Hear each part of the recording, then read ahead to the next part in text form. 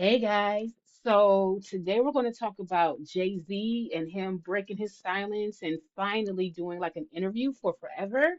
As you know, he's coming outside. He's coming outside. Okay, so we're going to discuss this interview that he did on GQ magazine and also some afterthoughts about why he chose GQ and why is he coming outside? Okay. So I'm going to be stopping, periodically, because of the whole copyright thing, and we don't want anything to happen to our channel because of it. So let's go. It was hard, really hard. I was like heartbroken. Really? Yeah, I'm glad we got right to that, so we could just get that out the way. Okay. Like I was really heartbroken by like everything that occurred, Mm-hmm. with all like, we in a space now where it's just like almost like consequence is not thought about enough. So everything is so instant. You know what I'm saying? Yeah. And like that whole Busby, I was angry. I haven't been that angry in a long time. Uncontrollable anger. Like you don't put that on someone. Like that's the thing that you better be super sure. It used to be like that. Like you have to be super sure before you put those kind of things on a person. Mm-hmm. Especially a person like me. Like even when we were doing the work. Okay. So what he's talking about is that frivolous lawsuit from that woman that came out and said that Jay-Z and Diddy, did essayed her and what have you. It was a crazy story. It was so crazy that even the photographers back at that time, they had actual photographers that was at the certain parties saying Jay-Z couldn't have been there because he was over here. And I'm talking about like they went to the Rolodex because it didn't sound right. And adding to that is this thing. I don't know what it is or how it happened, but for some reason, everybody hates Jay-Z for some reason. Like I don't know what he did to people personally, but it's like it's this underlining or not even really underlining, very overt vitriol for Jay-Z and Beyonce. And I know that to a point it's about capitalism. And I think I don't know what it is about black people sometimes, but I feel like sometimes with certain black folks, if you make money, then you sell your soul, right? And I get that. I get it. Certain we've seen how people move, you know what I'm saying? But I don't think everybody who makes money sells their soul. For instance, you have people in your family right now that has done the most dirtiest, disrespectful stuff in your family, in your life, and they're broke as hell. They didn't need money to do that. That's just who they are, right? And I found that most often than not, Jay-Z has helped a lot behind the scenes. Some people have spoken out about him helping, others been very, very quiet. But this particular charge that was placed on that man. That and the Epstein file charge. And there's like, I checked, I couldn't find any evidence of him nor Beyonce. Okay, and I don't want y'all coming to me. Well, that's because they're hide. They are black. At the end of the day, these two are still black. Okay, don't think they got the same type of invisible rights. as everybody else. And let's be very clear. Epi and the orange guy ain't getting like us. Period. Now they like to hunt. They ain't like the black women, but they like to hunt them. His ass would have been hunted. So I need y'all to really start thinking all the way through with some of these conspiracies that is coming out. It used to be a time where conspiracies was rooted somewhere in the truth and you knew that somebody was hiding the truth. Now it just went full fledged. It sounds like that could be it because I don't like him. That's what it is. Okay, so let's continue. things. We were doing bad. We had those kind of rules. There was a line: no women, no kids. You hear those sayings, but those are things that I took from the street. Morals, integrity, The code. code. Those things I took because we lived and died by that. So Now, it's I street. know what y'all already saying. He took what from the street? When we've seen a lot of things that happen in the street, but yes, how it used to be, it wasn't no women and children involved. It was because the street understood whatever you do out there, you live by the ethics of the street. Okay? The people who are not involved in it is not involved in it. Okay? There used to be a line, al- albeit an invisible line, but there was a line. We don't have that line anymore. Like it meant a lot to me. I took that really hard, and I knew that we was gonna walk through that. Hmm. We was gonna walk through that because first of all, it's not true, and the truth is, you know, at the end of the day, it still reigns supreme. When you're feeling these feelings, how do you then bounce back and get back to being Jay-Z? I don't know. This is the first thing I'm doing Yeah. actually. It was just like, all right, man, we played enough defense. 2026 is all offense. Real quick, I wanted to pause it here too. I've noticed that with a lot of these stars that usually stay quiet, they're tired of playing defense. They're tired of shutting up because the old adage is just be quiet, it'll blow over, whether, true or not, it'll just, just ignore it, it'll go away. People are getting tired of that. And I'm one that, yeah, you don't respond to everything because you can't. You can't respond to everything. But when it's something that's really going against your integrity, that can affect your family, that can affect your whole way of life, that's untrue. That's when you need to be, you need to start opening up your mouth, right? That's when you're not settling. See, back in the days of like, say, Michael Jackson, every time Michael Jackson settled, it was because they were trying to make the case go away. He never did anything. It was because they was trying to make the case go away, and that used to be the best option, if you will, if you were as a celebrity, right? Now celebrities are like, nah, hell to that. Okay, we going to court then. We're going because I want you to show me what I did. So I do like that. You have the right to fight, and you can't say just because he has money he can do that. No, damn it. If you're accusing me of some heinous crime, because let's be real, that was very heinous, right? Then you going we're going to court. You're going to show me everything I did. I want paperwork. I want dates. I want times. I want flights. I want itineraries. I want damn camera footage, ring cam. I want you to pull everything you got to show that I did this. Let's go. Let's run it. And I agree with it. When we first dropped Reasonable Doubt, we sold 34,000 records. We were in like at MTV, like, give us a performance in the last slot. Yeah. And they were like, what? You don't even have a video that we played. They ain't say these words, but you know what I'm saying. The energy was like, you're new. Yeah. Like you haven't proven yourself. But in our mind, the fact that we released an album was proof enough Hmm. of concept. We did it. That was hard then. We remember we're not in control of distribution, marketing, anything. We're going like a street level, street team approach to this. And so when we put the album out, that was the win.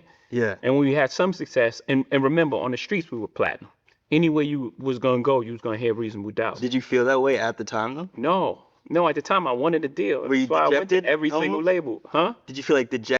See that I think that was important because what he basically said was like, yo, we had to do street team in order for our album to get out there. And coincidentally, the reason why he sold out so fast for these two concerts that's coming up, and he's also going to be part of the Roots Picnic, is Reasonable Doubt and Blueprint, the Blueprint. So let's back up a little bit. Like he said when he first sold it, It was like 30,000, 34,000. He said. To them who doesn't know too much about the record business, 34,000 direct to consumer, they was already on the right path and didn't know it. Think about that. Now everybody's trying to get back into independent, and it's important to.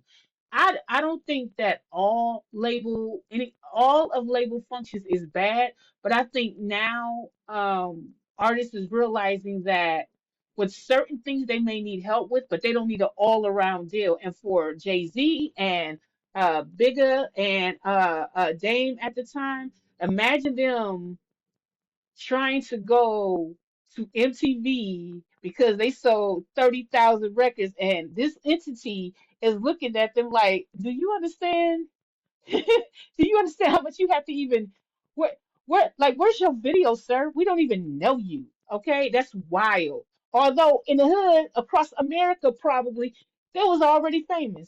I was rejected, not dejected. Okay. And you know what I mean? Like every door was, but I always believed in myself. Yeah. It wasn't a moment that I thought I'm not good enough for this industry. Hmm.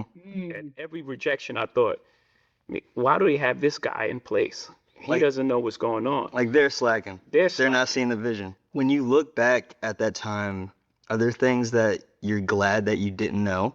Yeah, of course. It's almost like if you're in the room and you go through this room and you get to the end and you open the door and you're like, wow. And then you turn back and you turn the lights off and it was like pits and snakes. Your naive nature just naturally navigated you through the dark. And that's made up for the things that we didn't know. And it helps Hmm. because you Sorry about that. I wanted to get that again because I think that that's important. Sometimes our naivete helps us through when we're not sure, or we just not even not sure, we just don't know. But we have this type of heart or this type of gut instinct, if you will. It's naiveness, but gut, which is crazy because usually when you don't know, that's you're at your most vulnerable. But I think depending on what's going on when you don't know, that's when something kicks in to help you get through. That's like you're yes, you're more vulnerable, but it's something that's guiding that vulnerability to make sure you'll be at least okay until you figure out what's going on, right? can learn something so much that you just tap out. I think that happens a lot in the music business. Like people get in the music business for the right reasons and they're very passionate about it, but then it becomes Monday. It reminds me of an old Kanye quote of something he said about you Mhm. when he said, with Jay, you always see the win. What Mhm. do you think he meant by that? I think that I've showed you Hmm. from You Must Love Me to Regrets to, you know, Soon You Understand. But the wins are so big that I can see where that can dominate a person's memory. You forget the losses. Yeah. Yeah, Or the perception. Yeah. or that becomes the perception that it's Right. only wins. And then I do say I will not lose. Well, So I could add to the perception as well. I was gonna say you also are really good at kind of like you have a discipline of almost like shrugging off any kind of perception of a loss. Like, Yeah. what's the Nets could go 0 for 82? I'll look at you like it's gravy. Like, you know. Yeah, because it's all wins. If I had 0.1 of the nets, I won. Or it's like it's like I had ownership in a basketball team in Brooklyn. is that something you continue to apply? Let's talk about that. I do remember when we all found out that Jay-Z was a partial owner of the Brooklyn Nets. And I think Usher, I forgot Usher if it was if it was Brooklyn Nets or another team as well. And I remember when people found out that he had like all those 0.1%. I remember when people clowned him. But it's like, yo, he showed that a person that looks like him from the hood get their money up and transition into something else. So that that zero all the way through 0.1%, we don't know how much that was or translation into monetary, how much he was getting. That could have been $100,000, $300,000. It wasn't no damn $5. That his 0.1% was way different than our 0.1%. And I think sometimes we put ourselves in that that frame of mind that because your 0.1% is, deducted by your taxes, he's in a whole different tax bracket, my boy. And don't think that the people he was with wasn't showing him the game. That's another thing. Those rooms that he was involved in while he was that 0.1%, he was learning game from everybody. He was figuring out the matrix, which I think is dope. I really think what Jay-Z was trying to do is like, I can't tell you because if I tell you, they're listening. So just watch what I'm doing. And in back channel, see what I'm doing because you know how black people, how we know how to you know how we communicate. Black people are telepathic. We know how to connect, right? So he's just quietly showing you, but at the same time, the ones that's condemning him the most are the same people that looks like him. It's very interesting. Let's keep going. When, God forbid, something goes wrong, Yeah. don't freak out. We can It's not fix even this. God forbid when something goes wrong. Something goes wrong. Everything in life That's happens true. for your greatest good. Mm-hmm. Everything. I had to not get a deal in order to become who I am today. Mhm. It didn't feel like the greatest blessing of all. It was the greatest blessing that I didn't get a deal. Right? So again, everything in your life, it's not happening to you, it's happening for you.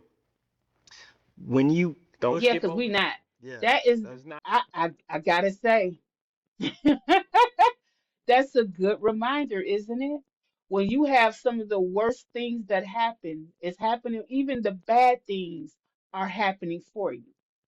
It's not happening to you. Sometimes those bad things turn out to be blessings later and you don't understand why. You will never understand why you're in the midst of it. But when you come out of it, you always gain something from it, right? I think he owned something. happening to you, it's happening for you. So, You Brian, just got to know the distinction. Everything is just how you relate to it. There's no good or bad. That's true. Shit happens. It's life. when did you reach that acceptance of that concept, though? I read a lot of books earlier, Seed of the Soul, Celestine Prophecies, and all these different books, and I was picking up all these gems and jewels on the way. But I was also 26 when I came in, and I lived a lot of life Yeah. in those 26 years. Marcy to Trenton, New Jersey, to Cambridge, Maryland, to Newport News, Virginia. I met all sorts of people, been in all sorts of situations, Mm-hmm. and I came out without a scratch. Never been to jail. 3 shots never touched me. 3 shots never touched me. I came out unscathed. It was very rare. And I was always curious after that. Once you reach that part, like I've had the living, and now I'm like, man, why did that happen? I'm always questioning, like, why did that happen? Why did it happen that I way? think that's something that we all can reflect back to is trying to figure out why did certain situations happen. Sometimes things, unfortunately doesn't turn out the best, right? But why does it happen? And that's something to really think about because as we know, we all travel through the walks of life and you have some very high points and some very low points. And you like, why? Why if it sometimes we're relieved at going through some of the worst things in our lives and be like, how did I make it out of there? Other times we weren't so lucky, right? And some of us aren't lucky and they're not here today, you know? But is it really that is it really because a life has something against you, or is it just what we're doing with life, right? I don't I think that's just something deeper that I guess all of us will have to find in our own path. I want to ask you just a little bit about a written testimony specifically, just because that was the most recent release. I think it came out like right before the pandemic started, so Yeah, you guys like didn't the talk about day. that much. The day. Yeah, my favorite verses off that just jumbled track. I love that track. It's so noisy and just so unorthodox. Flux capacitor. Flux You capacitor. know what's funny about that? So I don't know if you remember this. You and I were emailing about that Uh huh. because I wrote about that album, Uh huh. and I said this verse is crazy even if it's offbeat. Yeah. And you said that being offbeat was the point, champ. And I was like, well, what can I say to that? Yeah. Yeah. Sometimes you need to sit in the pocket. 'Cause my pocket is always, it's like with a foot over the thing anyway. It's always hanging to the last moment. And it's like, because sometimes I try to fit a lot of words into like a small space. Then that last word, just like get in the door. Sticking with a written testimony, you have a couple of verses on there that I really like because they kind of speak to what's going on with you in a broader sense in the culture, like on Universal Soldier, I think it is, when you said that you don't keep the same energy for the DuPonts and the Carnegies. Yeah. So I wanted you to talk a little bit about this idea of like you said earlier, like the things that you do for the culture, the ways that you put on, the ways that you try to protect and move forward, but kind of the pushback that you get sometimes about like people throw capitalists at you in a Yeah. derogatory sense. Yeah, I think in that verse specifically, the only thing I heard coming up was the American dream until we started being successful. And it was like, wait a minute, you're selling out because you're making money. That was the first thing that was put on musicians.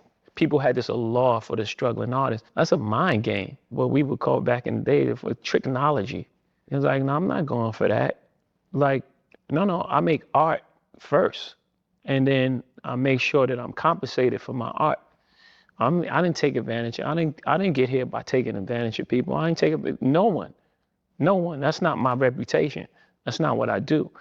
I didn't get here by taking advantage of people or taking advantage of, you know, the loopholes in the system or some wrinkle in like a capitalist structure. That structure exists, and I just see the world for what it is, not for what I want it to be. I'm a realist, not an ideal. It's not idealistic.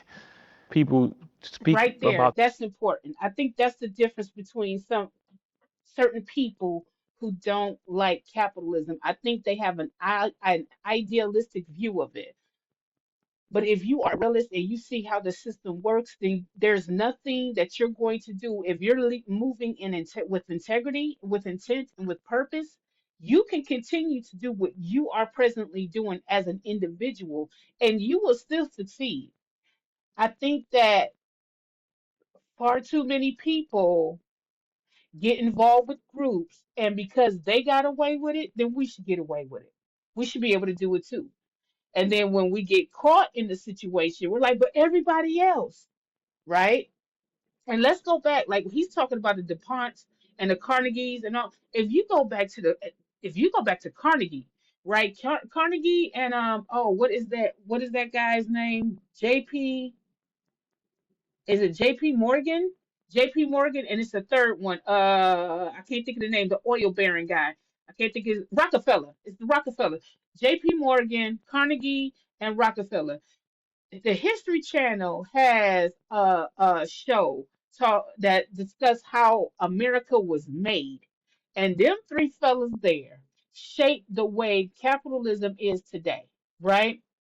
You had Rockefellers that was doing their own type of thing. Carnegie, if I'm not mistaken, he was an Irish fella that came over, and that's how we got Carnegie Hall. You have the DuPonts, JP. Oh gosh, I want to say JP Wentworth, but the guy, the name that I just said, because it just went a blank now. He actually got America out of debt. This man was so rich, right, that he got America out of debt, where he was able to buy the presidents, any senators, any governors, those three guys, right? What J.P. Morgan, Rockefeller, and Carnegie was able to get presidents, governors. They shaped America. They actually shaped America. It's crazy how they shaped the stock market and everything. So when you think about them, for some reason our brain thinks, oh well, that's strength and wealth, which it is. I mean, you have a guy that was able to get America out of debt, not once, but twice. Okay, I think even three times. Um, but it's called Made in America, right?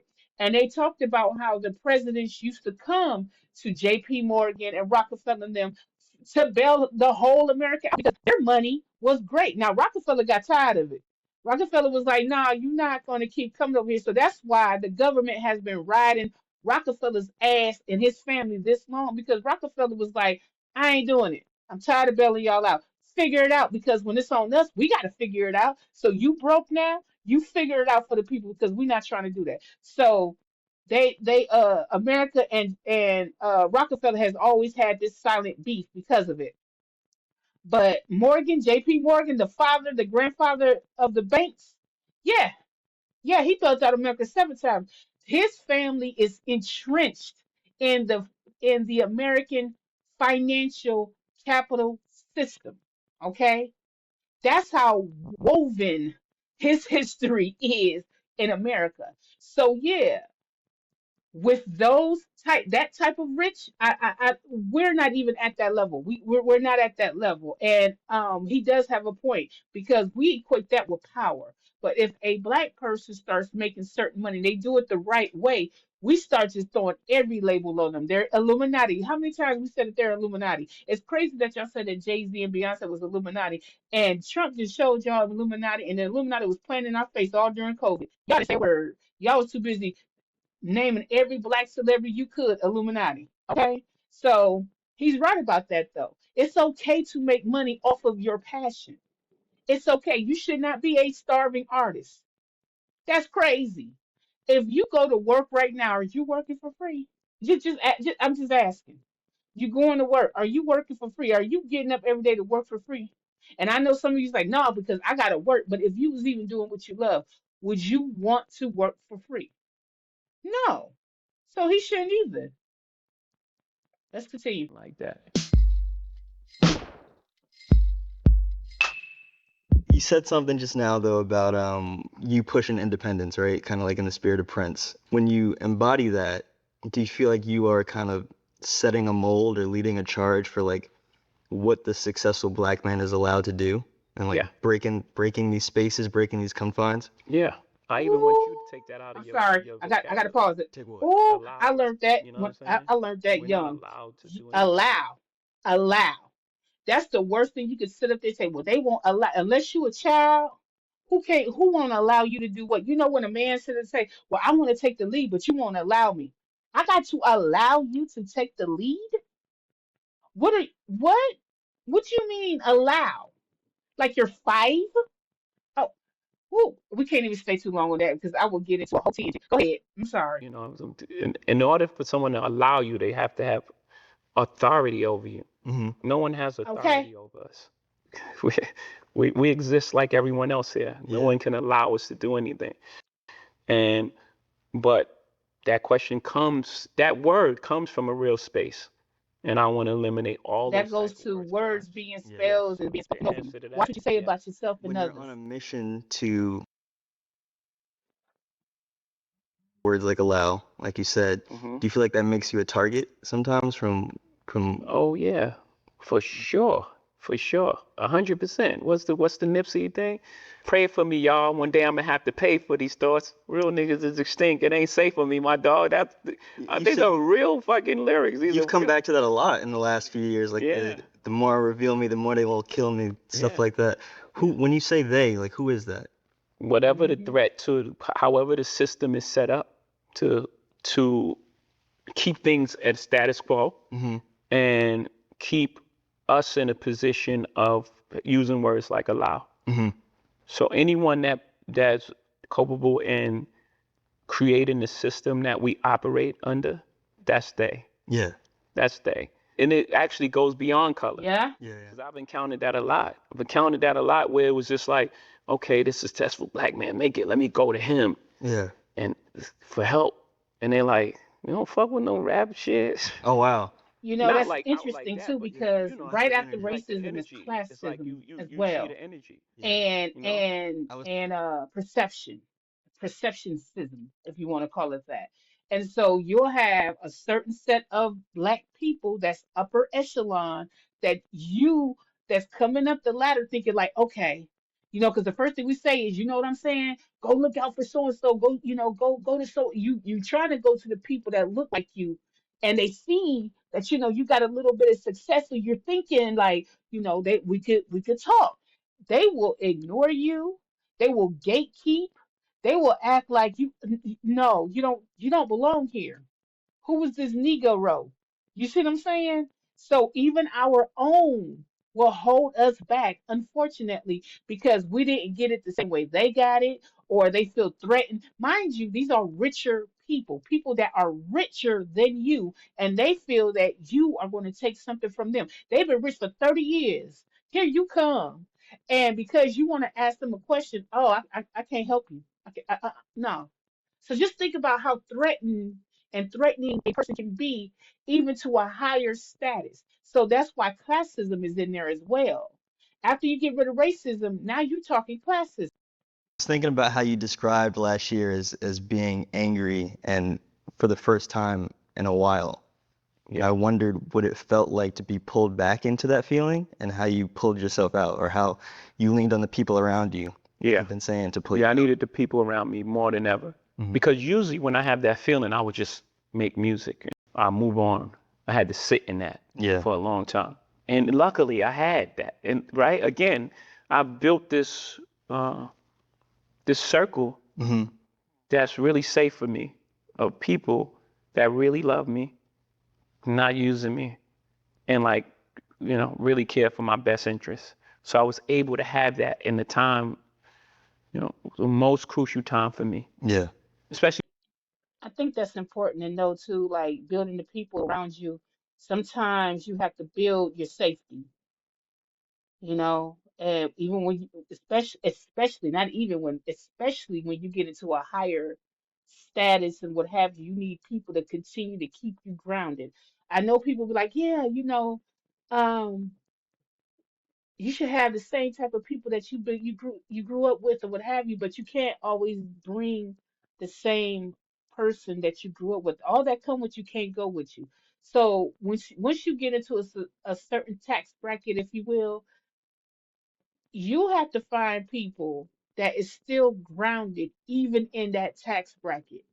And that's a lot of that I'm quite sure that's hard as hell to do. I'm quite sure there are some people that's within the same mindset as you are that you can bring along that you feel safe with, but the rest you have to figure that out. You have to figure it out because everybody's rich, but how do they maintain? How do they move? What's their integrity level? What's their intent and purpose? Things like that. people that were close to me, and I'll explain. So, like, when those type of things happen, people run. They don't care what happened. They don't care. It's like, save yourself. Yeah. So I have partners. I've had big deals with. I called my guy from LVMH. Hey, man, this is coming, and I can't get rid of it. I can't take a settlement. Yeah. It ain't in my DNA. Mm, First of all, first I had to tell my wife. Let's just back up. Yeah. Like, it ain't even in me. I couldn't do, I know what this is gonna, the weight that this is gonna bring on our family. Hmm. I can't do it. The makeup, I would die. It would have been cheaper, yes. Cheaper, quicker, Yeah. move on with your life. It was that's like a exactly test. what they did to Michael Jackson, and to this day, they have put that jacket on that man because, like what Jay-Z said, well, it's cheaper and quicker if you just go ahead and settle. And he like, I don't, I'm not doing that. No, so you got to have that within you. Wow. Testament, because people know me. Like, I know who you are, and that's impossible. And not only we standing by you, but what do you need? Yeah. What did you kind of do to come back from that personally or emotionally, I guess? I'm still working with that. That's a great question. I'm still dealing with that. We're going to What was it continue a like little bit, watching? and then after this little bit, we're going to fast forward. I don't want to do the whole GQ interview, but I think this is when we're going to start talking about the Kendrick Lamar and Drake thing as far as their beef back in 2024 and Kendrick Lamar performing in the halftime for NFL. When we're talking about putting on for the culture, what does it mean to you to be at the helm of a cultural event so important as the Super Bowl? I think everyone should experience music in its totality. And for a lot of years, it was only one side of music that was being represented. Yeah. And we got the opportunity to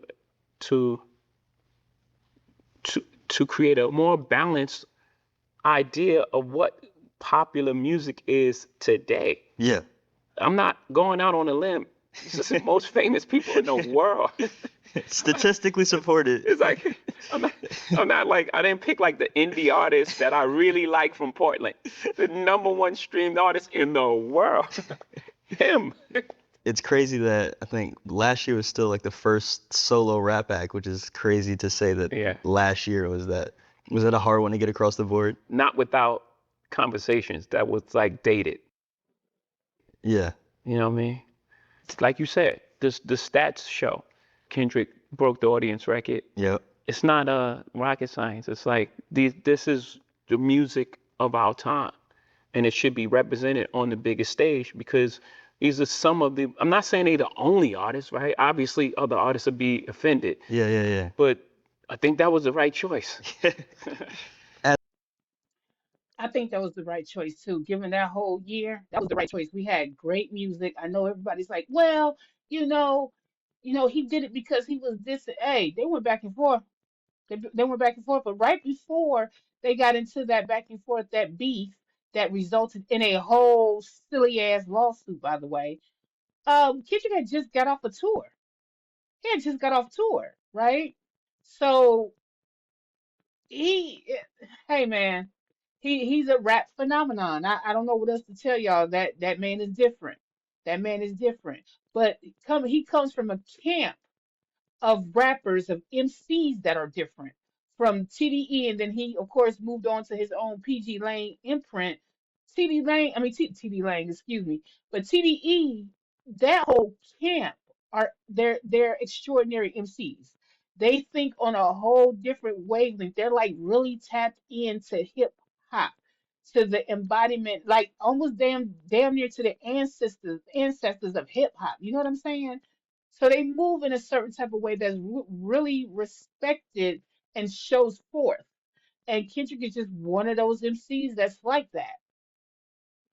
a rapper, first and foremost, and being one of the pillars of contemporary rap, I would have to imagine that you got a special kick out of watching that show, though, in particular.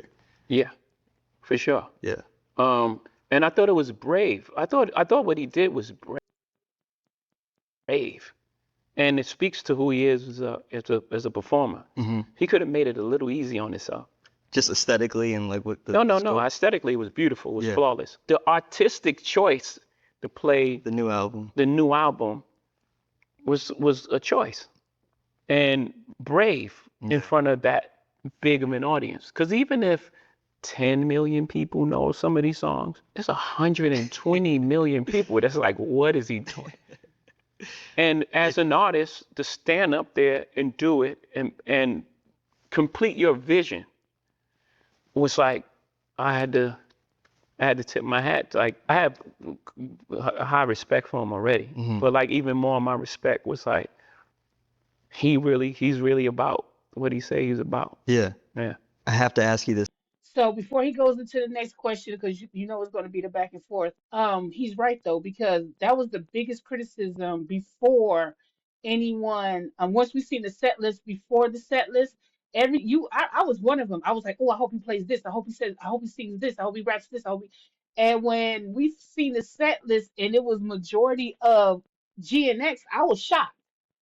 I mean, I was gonna roll with it because I love GNX anyway. I love that whole album still to this day. It still plays in my on my Spotify and whatnot. It still plays. But I was shocked because usually, as you know, we go for the big hits, right? That's universally known, and those who don't know it, they're gonna know it because they're gonna hear the person singing next to him. He took like oh, it was just a couple like Damn and DNA, I think. Yeah, Damn and DNA. But and then of course he did Not Like Us at the end or whatnot. Oh no, he did TV Off at the end. But the way visual it was visually stunning. The way Kendrick's team worked with the people in the NFL to get that type of vision is amazing. It was one of the best performances I've ever seen. It's still climbing. You know what I'm saying? I think he raised the bar on not only your music production but the visual aesthetics. He raised it, and for it to be hip hop, that's what I think I love the most. As a matter of fact, that's what I know I love the most. That I got to see it in a hip hop form from one of the best hip hop artists of this generation. That's a real that's not even a plastic rapper, right? Not a buzz rapper, not a no, this was an MC that was standing on the shoulders of the yesteryear MCs, right? With major hits, but chose to utilize his current music catalog for his new imprint.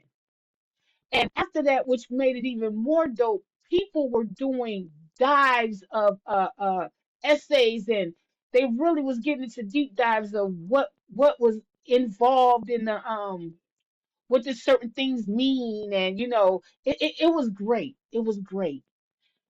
That's one of the best halftimes that we've ever saw. And I think that hip hop, him being black, it being hip hop, that just made it that much better. It's like you can't nobody else from any other genre of music that we created can't come in half-assed, right? They can't. Saying as someone who was part of probably the genre's biggest rap beef, Well, until now. as a spectator, Yeah. what did you think of the 2024 back and forth between him and Drake? I'm gonna have an answer you're not gonna like. Okay. Well, I don't know if you're gonna like. That's presumptuous. Um, I think that look, there was four pillars of hip hop. There are four pillars of hip hop, right? Yep. There's breakdancing, Yep. and it's graffiti. Yep. There's DJing and battling. Yep. Breakdance is not at the forefront of rap anymore. It's actually an Hold on, is it Olympics still an Olympic sport, or did sport. they just take the woman that just did it horribly out, or did they take the whole thing out? That's something. Somebody to check that and put that in the comments. Is the breakdance still an Olympic sport? We need to find that out. That's dead. um, Graffiti, Yeah. beautiful, in certain places, Yeah. and even in like major art and like Keith Haring Yeah. Yeah. and Basquiat, actually, a street artist, Yep. took it to a next level. It's not part of hip hop. Mhm. DJing, the DJ was in the forefront. It was Jazzy Jeff and the Fresh Prince, Right. Yeah. Eric B Eric and B. Rakim. Rakim. You don't even know the DJ for half of the artists anymore. Who's Yeah. Drake DJ? I have no idea. Okay, Couldn't tell you off top. that no longer exists. And the last pillar is battling. We love the excitement, and I love the All right, y'all. Here we go. Talk about battling. Let's see if I've heard people say that he's actually mentioning battle rap, but let's just see what he says. the just the sparring and the music you get. Mhm. But in this day and age, it's so much negative stuff that comes with it. They almost wish it didn't happen. Really. Yeah, because it's almost like it's a final thing. Now people that like Kendrick hate Drake, Yeah. no matter what he makes, no matter what he says, and it goes far too. It's like attack on his character and his thing and it's like I don't know if I love that. Yeah. Yeah. I don't know if it's helpful to our growth where the fallout lands, Mhm. especially on like on social media, which takes place every day. Yeah. I'm gonna cut into this real quick. I think he has a point in that. Okay, look, I understand what he's saying, right? But let's go back with some of these beefs. We've had, oh gosh, we've had Kumo D and LL. And in that it wasn't no taking sides. We would take sides as far as who had the best raps and what have you. We wouldn't go past that. Um, we had, of course, moving it up. We had NWA versus Ice Cube. That No Vaseline is still one of the best top five diss songs in the world, right? When they was going through their thing. And of course, we had the tragedy. And the tragedy, of course, was Tupac and Biggie. And I'm gonna go back to Jay-Z and Nas in a second. But Tupac and Biggie was a tragedy, right? Because it didn't have to go like that. And because I do agree with Jay-Z in this part, outside entities made it worse. It was a rap beat, but it was a lot of animosity, a lot of street behind the scenes stuff that was going on that we didn't understand either at that time. Um, a lot of decisions that could have been made differently on a whole lot of levels. Um, It was bad. It was bad. I actually have a video, one of my early videos I did when they were talking about the case of Tupac and what all happened and who they thought was involved and what have you. And it didn't have to go that way. It did not have to go. It absolutely did not have to go that way. So I understand some of the elder, the more established MCs saying, "Yo, let's do something else." Right now, let's talk about it. When Jay Z and Nas happened, it did cross the line. Jay Z, Jay Z, the baby seat condom. Jay Z, you forgot, and then Nas went deeper. You know what I'm saying? We had Super Ugly, we had Ether, then we had Takeover. If you go back and listen to Takeover, Takeover was actually pretty dope, but by that time it was too late. But I think what paced a lot, what paced PACED paced our beef when there was a battle going on between two MCs is that you didn't hear anything until they dropped. And if you did hear before, it was like a freestyle or they was talking. We're not gonna act like we can't we can't act like there wasn't shootouts in at the radio station. We can't act like that. Come on, there was things that was going on there too. We just it was kept under wraps better. I think what happened was that social media shows everything. Because there was a lot of situations that was going on with these rap beefs and everything. When Diddy and Locks was going against each other, oh my God. You like there was a lot in the 90s hip hoppery things that was popping off and they just don't talk about it now. And it looks like it pales in comparison because the way social media feels so big. I will say, back in the day, you didn't have people doxing you, right? Looking into your family life, trying to find something out to really try to destroy the other person. You destroy them based on what they had in front of them, not all trying to figure out all this other stuff.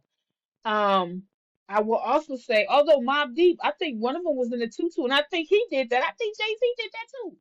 Um, but I think that what we have to realize as well is that the celebrities also fuel that. Like you have some of these celebrities with big fan bases that on command will go out of their way to be very disrespectful, very harassing to other people, will dox people, will lie on people, will call people and try to get them in trouble, try to get them in prison.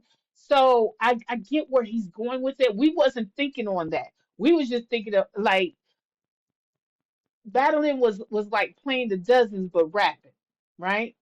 And let's talk about battle rap for a minute too, especially this last past 5 years. I've seen I've slowed down in reporting a lot of battle rap things because battle rap doesn't move like battle rap anymore. It moves like gossip rap now. It's a lot of gossiping, it's a lot of uh unintentional hate, a lot of backbiting, a lot of false loyalty, a lot of lying, a lot of putting bodies on women that you never ever going to sleep with. They tried to help ruin people behind the scenes. They protect certain people that shouldn't even be in the culture, but they want them in the culture, but kick out somebody that got some integrity. So I do understand at a point where Jay Z is like, okay, even though he's glossing over our time in hip hop the way it was not, except for some of the shootouts. When it came to information and really trying to destroy people's lives outside of shootings, outside of pew pews, I should say, it wasn't like this. It's very intense because everything comes in a second. Everything is so instant. So we'll have one thing going on, and then next thing you know, we know everything about their family. Oh, they were slave owners. What? And so now we got slave owners a history about this other person, and now it's like it's crazy. Or you got 15 kids and you got an STD. Everything, all of that is found out very quickly now. So I do think that while he is talking about the battling of two MCs, Somehow the celebrities forget that they are in charge of that though. That's not just the fans doing it. Your fan base is going to move how you move. And that's what I think is not discussed enough. Whether you're a battle rapper, whether you're a hip hop celebrity, mainstream celebrity, whatever you're doing, whether you're an actor or actress, your fan base moves the way you move. So if it's a very toxic fan base, look at the person that's the head of that toxicity, right? Racist fan base, look at the people that's the head of that, right? So on that, I can see his point from the perspective of lineage, the way things used to go down, but we also lost two of our biggest pillars that should have been here in hip hop. Albeit it was over some street shit. It was. It was mostly over street shit. And I venture to say somebody else too, but I ain't gonna mention their name right now. But y'all know who he is. He already in prison now. Anyway, but let's continue. Now you have these pods of Hmm. cult. The Stan armies fighting. Yeah, and it's like it's too far. Yeah. It's like bringing people kids in it, Yeah. and it's like I don't like that. Maybe I've grown in a Now space let's that it's let probably I like now Jay Z. You kind of did bring people kids in it. Okay, okay. Y'all go back and listen to Super Ugly. Um, but let's not forget on Kendrick's side, he was blamed being a DV, a DA. You know what I'm saying? He was accused of committing DV. Remember? So having half-cocked information on people with the kids and certain allegations and things like that, he's right in that can be detrimental. But we're not gonna act like Jay Z ain't say what he said either with the baby seat. But oh, the old guy wagging the finger. But I think we can achieve the same thing as far as like sparring with music, with collab. It could stand it before because there was no social media and there was no thing, and you had the battle and it was fun, and then you moved on. Right. Right now, I don't know if it could stand it with the technology that we have. Because it takes up so much It oxygen. takes up so much oxygen. Yeah. And now it's just like every day they're just Like trying they're to still take. talking about it. It's not just talking about it. Not like, yo, this song I like this. Yeah. It's like trying to tear down the people's life. Yeah. Yeah. It's like trying to, wreck this guy's marriage or this guy's relationship with his child. And it's like, I don't know, man. I don't know if it's worth it at this point. Yeah. I don't know. That's interesting. excuse me. I think that he has a point in that. I do. And like, I already said that how I felt about the way the social media is used for trying to dig up information. But I will say he said something back here, the collaboration thing. I honestly think that that's why I was mad at J. Cole in that because I really believe that if all three of them was in it, don't get me wrong, Kendrick Kendrick didn't like Drake. He wanted that ass out of there. But he respected J. Cole. And I do think that that would have ended up having a collaboration because that's what we wanted anyway. They were supposed to have been done that. So I think if J. Cole would have stayed in it, because y'all can be mad if you want to. Cole is a formidable MC. He is. He is. Now I know that he said some things like, it's a persona with him as far as thinking he the best. We'll get into that when I actually look at the whole entire. I need to watch it. I need to watch it to see what's going on when he says that. But we're not going to act like Cole's pen ain't cold. And that on that 7 minute drill, even though that disc what I might delete later wasn't that good, if you go to that damn pie, it's Absol, who's a phenomenal MC, Daylight, who's a phenomenal MC, and J. Cole. And so if you start off at the beginning of the song, Daylight and Absol is going back and forth with each other. They're rapping to each other back and forth. And then the second or maybe third part of the verse or third part of the song, maybe half or third part of the song, it's all Cole. Cole snapped. Do you hear me? I still play Pie. Pie is no joke. Cole can rap for real. Okay. And that's nothing that I'm taking away from Cole. I felt like if you were going to back out, you should just shut up, period. Instead of allowing what Jay-Z was talking about social media, that's what happened with J. Cole. Too many people that was in Drake's corner was trying to say, well, J. Cole was too scared and he's talking this and he's doing that and he's not he hasn't spoken to Drake and all you know what I'm saying? They was doing a lot of narratives going at J. Cole, and he was trying to. I know what he was trying to do, but in that instance, he kind of dissed Kendrick too, because he was like, "Yeah, people using bots and all that," and that wasn't Kendrick, that was Drake using bots. So it just would have been better if he just shut up altogether and did what he did now, come out and talk when it's time to talk instead of because the more he came out, the worse it got. Because remember when J. Cole backed out, everybody was on Cole's side after this back and forth went between Drake and Kendrick. We was like, Cole over here riding his bike. Peace be with that man, because this is horrible right now.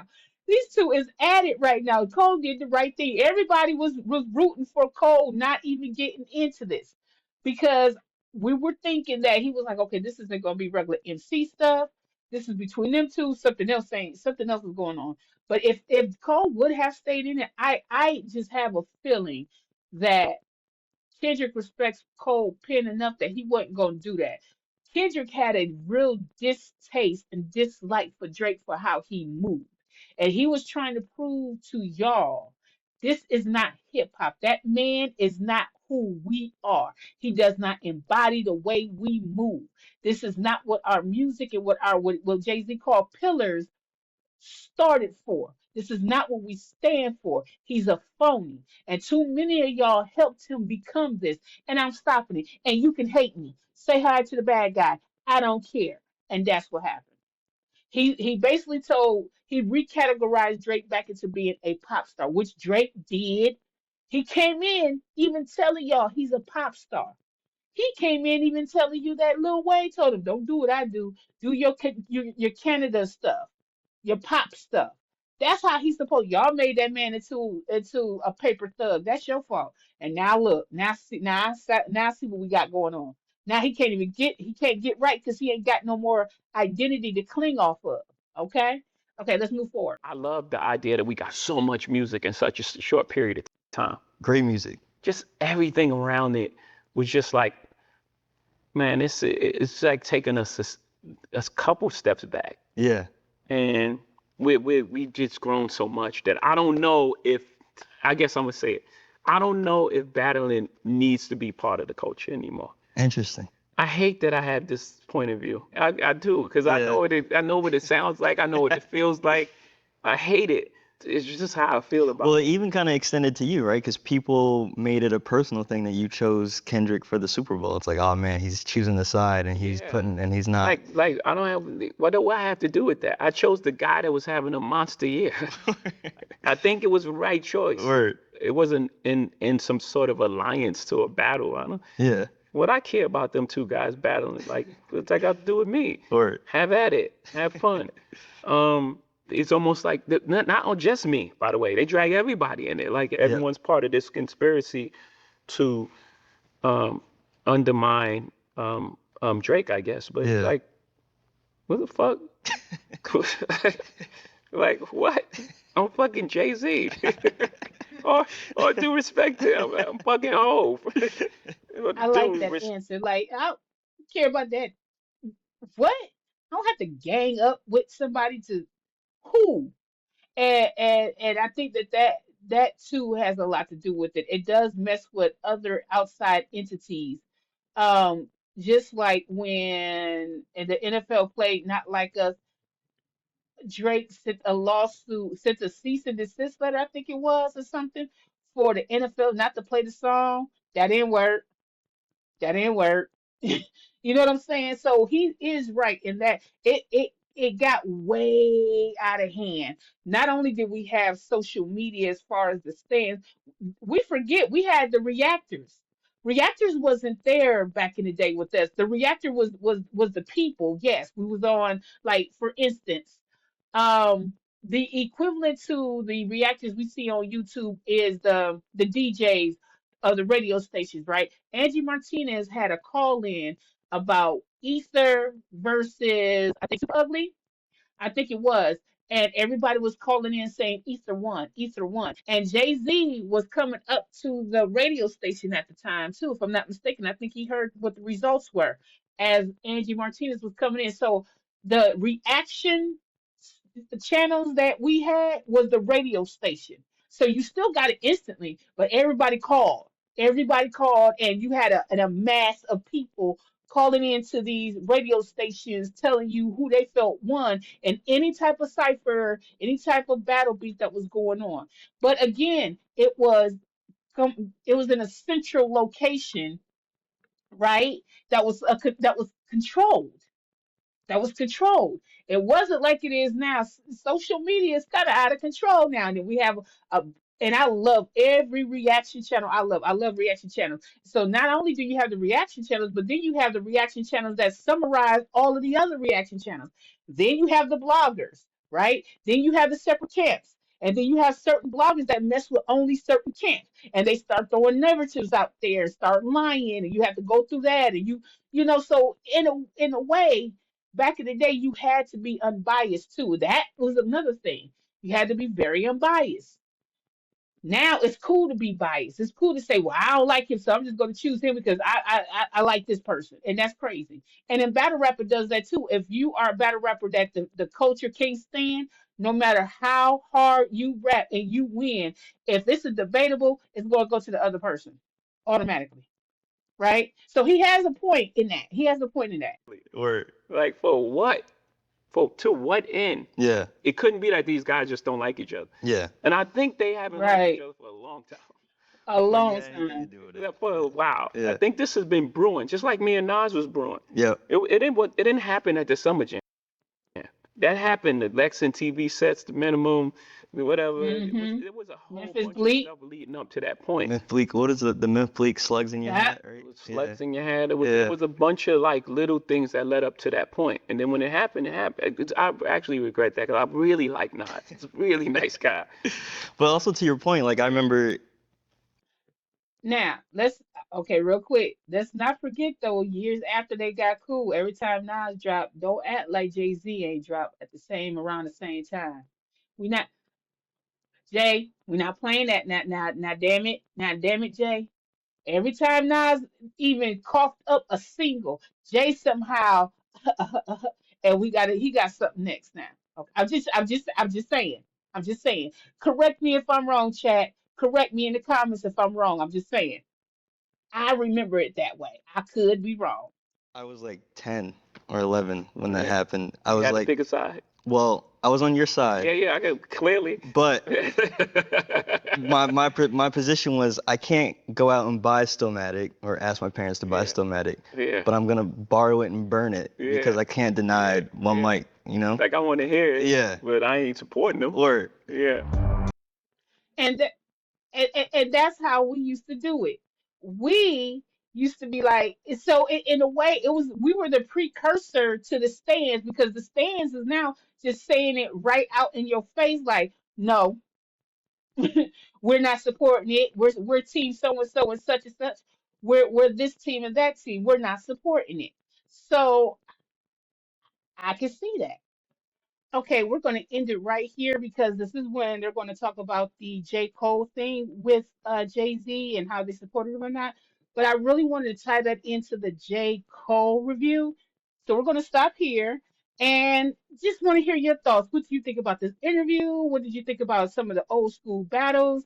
Can you remember any other battles that was back in the day that I probably forgot about? I know some of the more serious one, if you will. But yeah, go to the comments below and remind me of some old school battles that I probably forgot. And also, what did you basically think about what he said about battle rapping and the pillars, how they're not intrinsic to hip hop, from what I'm hearing? He's saying they're not intrinsic to hip hop. Okay? Well, that's all I got for you today. Like, share, and subscribe. Until then, bye.